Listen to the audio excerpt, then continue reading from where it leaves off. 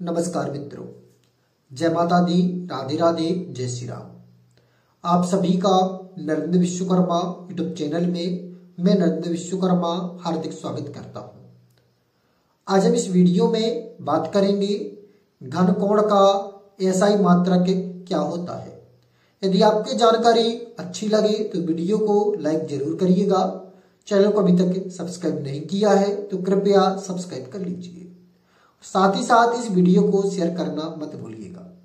यदि आप और अधिक एसआई मात्रक की जानकारी चाहते हैं तो इस पर हमने पूरी की पूरी प्लेलिस्ट तैयार की है, जिसकी लिंक आपको इस वीडियो के एंड स्क्रीन पर प्राप्त हो जाएगी।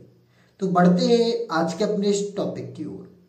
हमारे आज के इस वीडियो का प्रश्न है, घन कोण का एसआई मात्रक क्या होता है।